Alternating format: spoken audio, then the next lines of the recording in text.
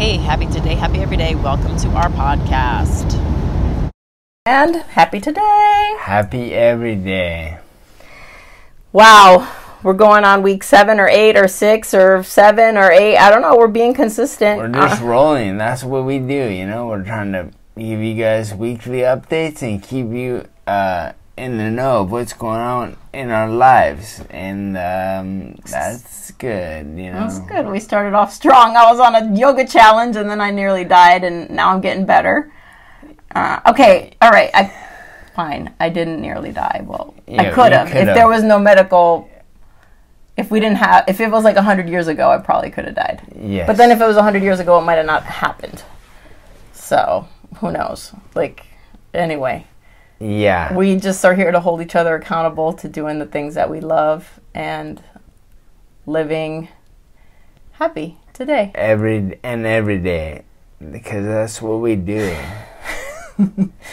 And I didn't go practice yoga this week because I'm still healing, and I did look at people doing headstands and all these things, and I wanted to try it, but my body's not ready yet. I'm just still healing, so yes. And I'm forgiving myself. Well, yeah, you wanted to do it when I was here.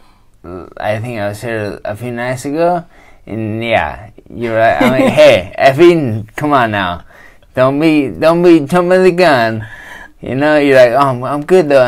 Hey, come on, Effie. And so, I kind of had to scold you a little bit because you thought That was a good catch. At least you were paying attention. Of course, you know, it's because I know you too well, you know.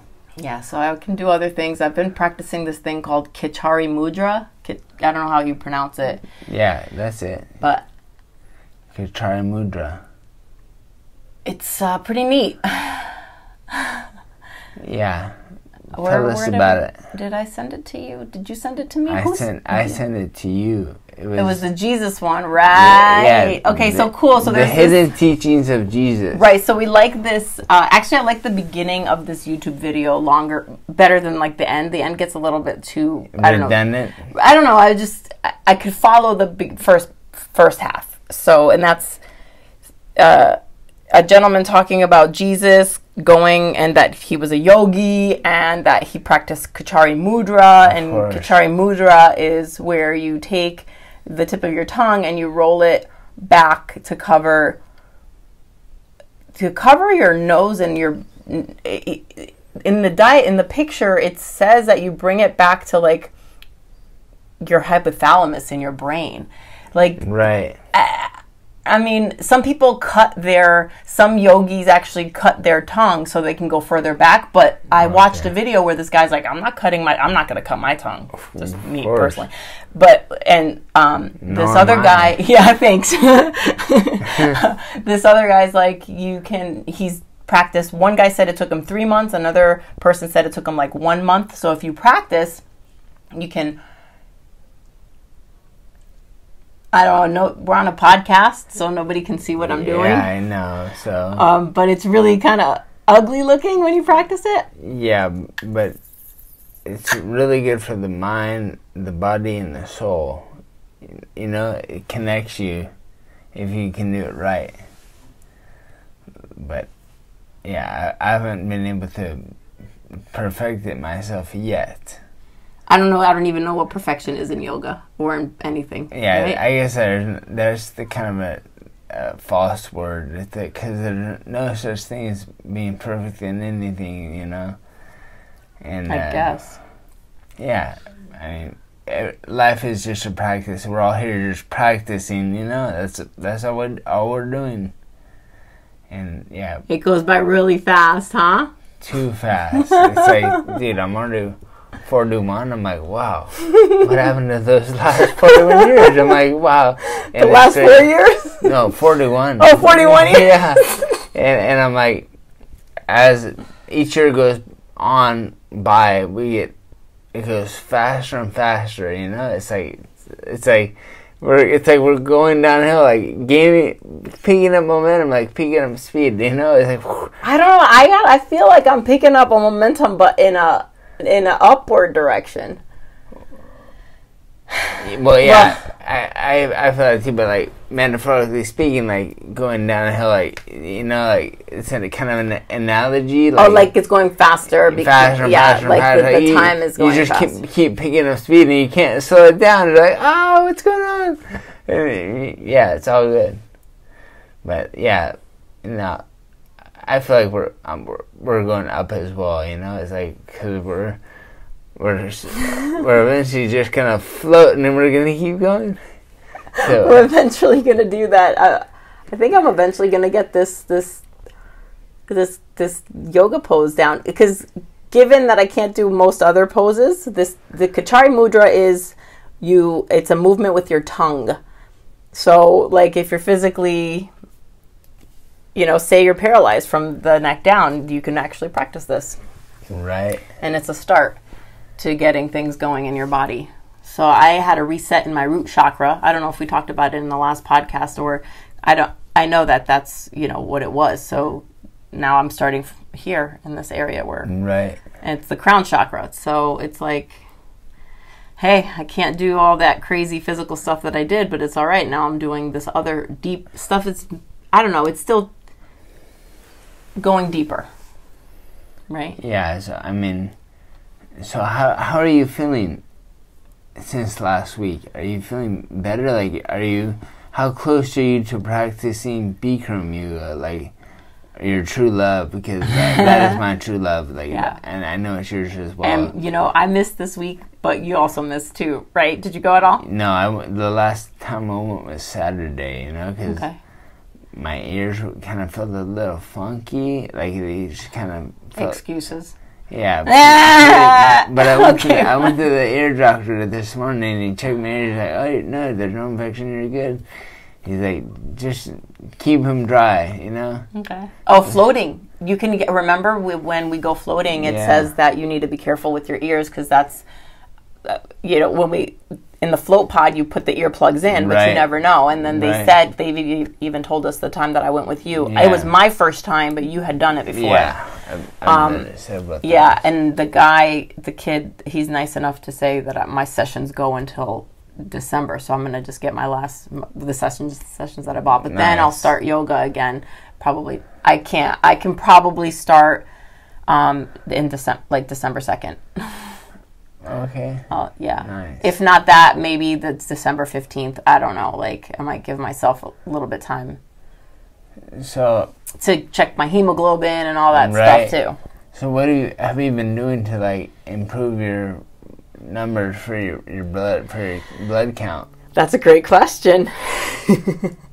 I had a realization. I was grossed out by I didn't want somebody else's blood in me, an infusion. Of course. But then I was sitting there eating the steak the other night. I don't know. I went to some restaurant. You had called too. I was out with Dr. CBC and Body. Right. And he's a vegetarian and like Hindu.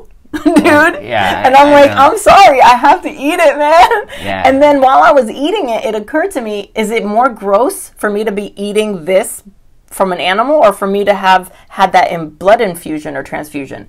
But I was just like, where I was in my head at the time it was too gross to get. No, I mean, I'm eating meat. Totally. And taking iron. And I think it's different. If you're getting someone else's blood infused into your body, it's like, that's pretty like much like you're taking their blood. But if you're just eating blood from an animal, our bodies digest that, and like they excrete everything they don't need and keep what they do need, like the amino acids, the animal protein, all the good stuff, So it's all good to eat meat.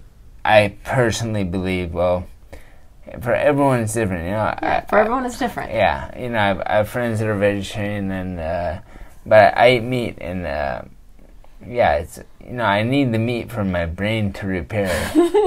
Like, it is what it is. We also read up on the blood type thing stuff. Yeah. There's that blood type stuff. Whatever it is. I don't want to take pills of iron, because if you take the too many pills, there's other side effects of that. And in record time, so I was told when I got out the hospital that it could take 2 months for me to get my blood levels to 12.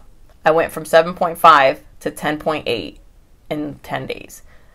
Hemoglobin. That's like superhuman production, I think. Right. So what I did was eat the meat, eat the spinach. I took prenatals when I had my daughter, and I have some left over. And instead of taking 3, I just take 1, and like every other day, because I don't want that much iron. I don't want that much supplement iron. I want real iron. That's why I've been eating the meat and the spinach and the beans. And oh my gosh, thank you. My sister-in-law made lentils, and they help with cooking. And my brother got me more supplements. Oh my God, she made me chicken livers, dude. I was eating them for 3-4 days. Every day I would take like a couple bites. Those are so I would just be like, hey, chicken liver, how you doing today? Okay.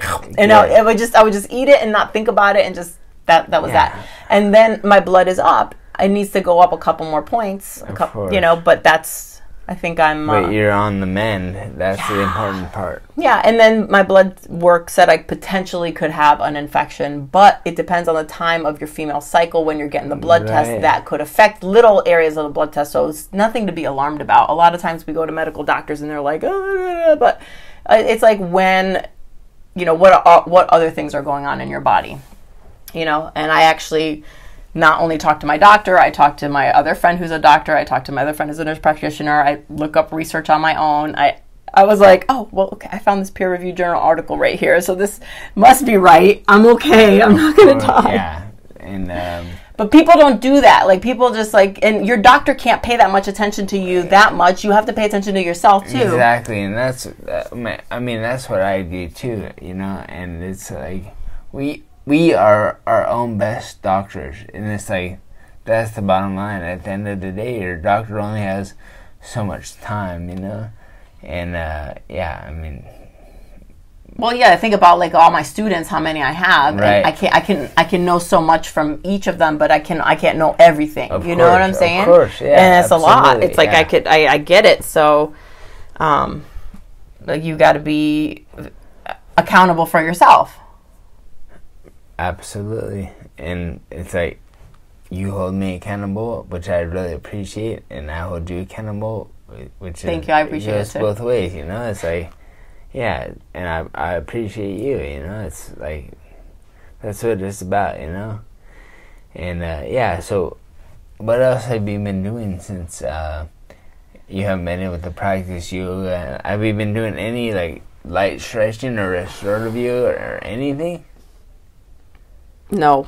Okay. I really haven't. Okay. I've been laying in that. I go from laying in the bed. I was like laying in the bed and then working on the computer, and then maybe I probably stretch without knowing. It didn't it's just maybe something that I just naturally do. Like if I feel like tight, earlier today, I felt tight in my neck, so I just naturally stretch and move. Of course. And the reason I started Bikram yoga was because of a pain in my shoulder in the left.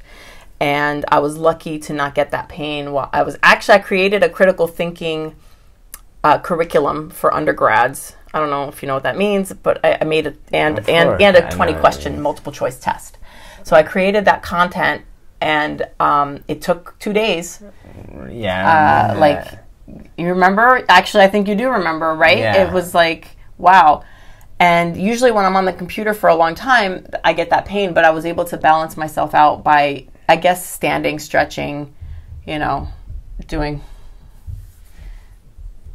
Yeah, and that's key. Getting the breaks. Are